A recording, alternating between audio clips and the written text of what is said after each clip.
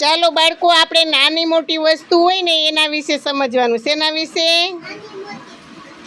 હવે આપણે ચીકુડીનું ઝાડ છે અને લીંબુડીનું ઝાડ છે. સામે ચીકુડી છે ને આ બાજુ લીંબુડી છે, તો કયું ઝાડ મોટું છે?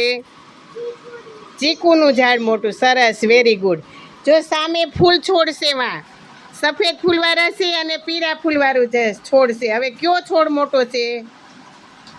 પીળા ફૂલવાળો છોડ મોટો છે કે સફેદ ફૂલવાળો? સામેની સાઈડ જો, તમારા પાછળના ભાગમાં જો, પીળા ફૂલવાળો છોડ મોટો કે સફેદ ફૂલવાળો? સફેદ ફૂલવાળો નાનો અને પીળા ફૂલવાળો મોટો. સરસ, વેરી ગુડ. તમને ખબર પડે નાનું મોટું કયું કહેવાય?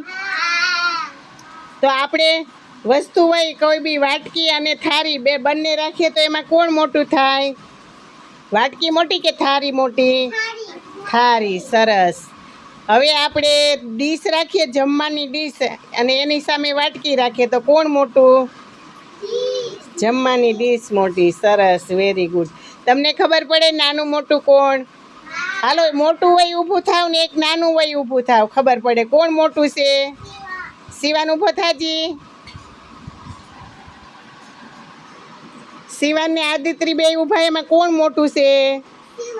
શિવાન. આદિત્રી નાની છે, ઊંચાઈમાં નાની છે, અને શિવાનભાઈ ઊંચાઈમાં મોટા છે. સરસ, વેરી ગુડ. ખબર પડે તમને નાનું મોટુંની? નાનું મોટું કયું કે? હવે લાકડામાં બનતી વસ્તુના નામ લ્યો. હાલોજી, લાકડાની વસ્તુમાંથી શું શું બને? હાલો બોલો, જો લાકડાની વસ્તુમાં શું બોલે? અહીંયા ધ્યાન બધાયનું. આદિત્રી વહી જાય બટા. હાલો આદિત્રી, લાકડામાંથી શું શું વસ્તુ બને? બોલો જી. લાકડામાં શું વસ્તુ બનાવીએ આપણે? બેસવાનો પાટલો બને, કબાટ બને, પછી સૂપડું બને, ખુરચી બને, ટેબલ બને, પટારો બને, સંચાનું પાટિયું બને, આપણા ઘરના દરવાજા બને. લાકડામાંથી અનેક વસ્તુ બને. શું બને? લાકડું શેમાંથી બને? લાકડું આપણે શેમાંથી બનાવીએ?